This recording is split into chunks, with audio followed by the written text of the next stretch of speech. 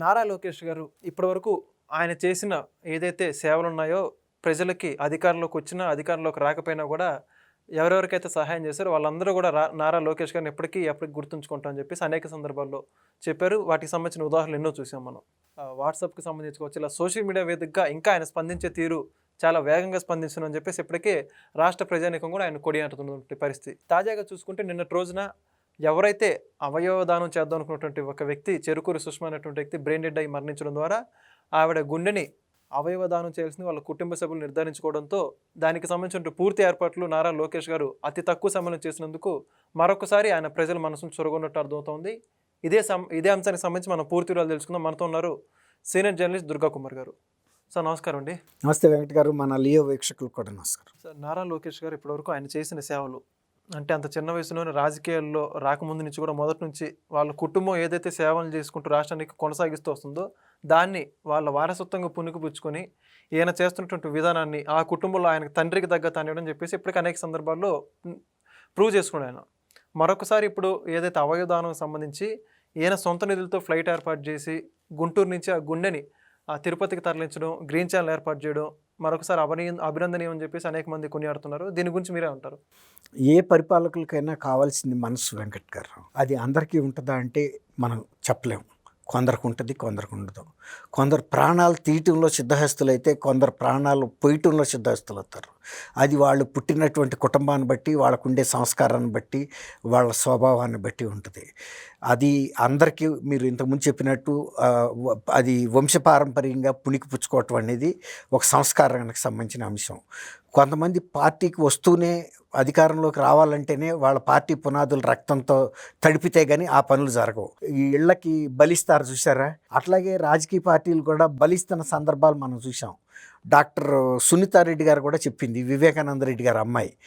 జగన్మోహన్ రెడ్డి వైఎస్ఆర్ పార్టీకి పునాదుల్ని రక్తంతో తడిపాడని.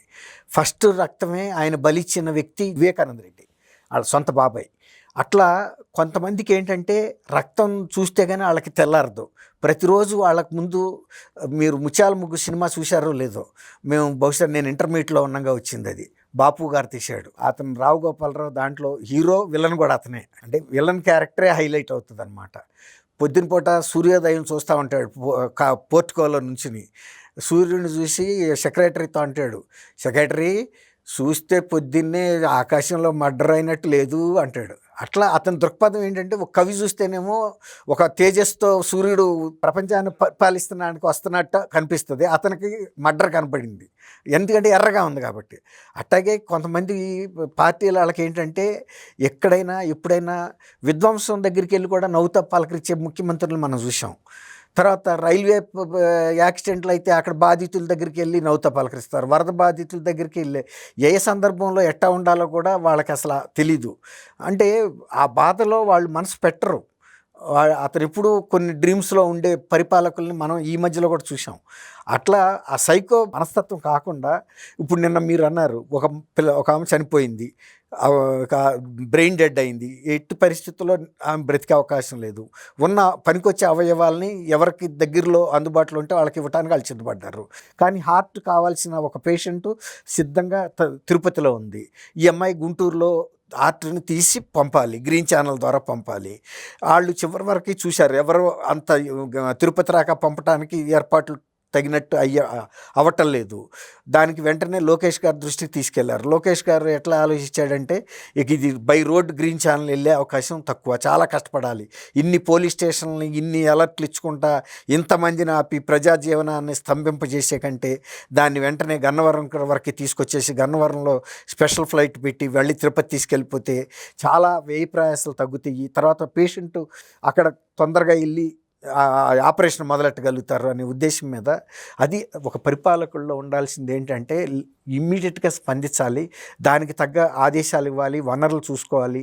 తర్వాత క్యాలిక్యులేషన్, ఎకనామిక్స్ కూడా కొన్ని ఆలోచించుకోవాలి. ఇప్పుడు ఈ రోడ్ గ్రీన్ ఛానల్ ఇవ్వాలంటే ఎంత రిస్క్ పడాలంటే పోలీస్ కూడా చాలా కష్టం. ప్రజా జీవితం చాలా స్తంభించిపోద్ది. అంబులెన్స్ వెళ్ళే వరకు ఆపాల్సి వస్తుంది ట్రాఫిక్ని. కాబట్టి నిన్న ఆయన చేసిన పనికి అందరూ ఎందుకు మెచ్చుకున్నారంటే టైమ్లీ డెసిషను.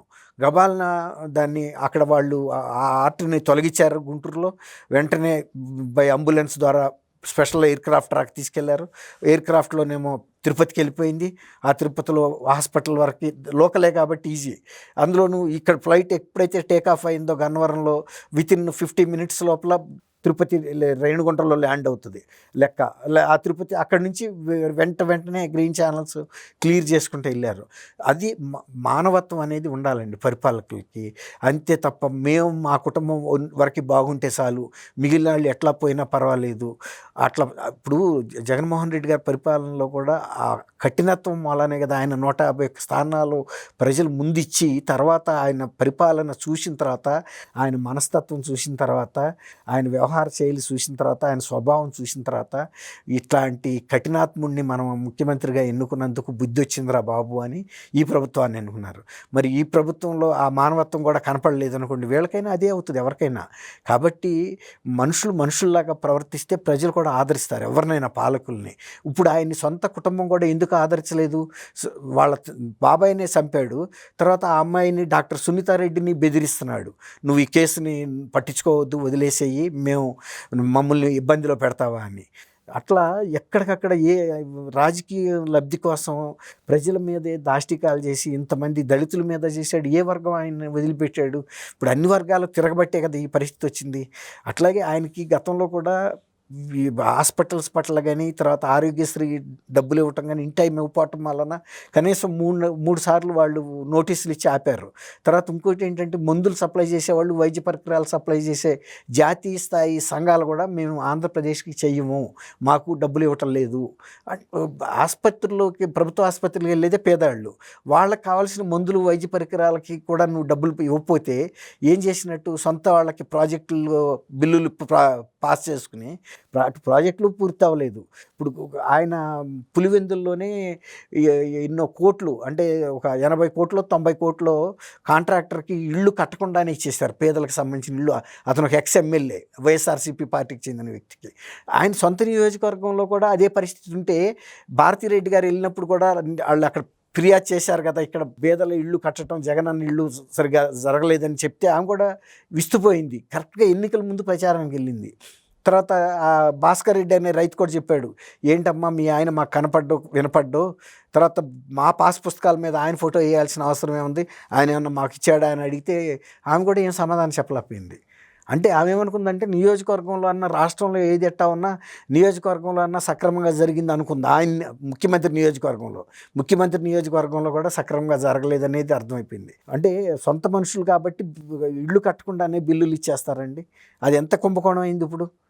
అట్లా ఎప్పుడైనా పరిపాలనలో ఉండాళ్ళు కొంత మానవతా దృక్పథంతో వ్యవహరిస్తే ఇట్లాంటి ఒక ప్రాణదానం, ఇప్పుడు ఎన్ని కోట్లు పెట్టి ప్రాణం తీయటం ఈజీ, 40 కోట్లు పెడితే సొంత బాబాయే చచ్చిపోయాడు. అదే ఒక ప్రాణం నిలబెట్టాలంటే ఎంత కష్టం. అది కావాలి మన పరిపాలకుల్లో కావాల్సింది, ఆ మానవతా దృక్పథం ఉండాలి. వెంకట్ గారు thank you sir. Thank you Venkat గారు. మన వీక్షకులకు please subscribe to Leo news for more videos.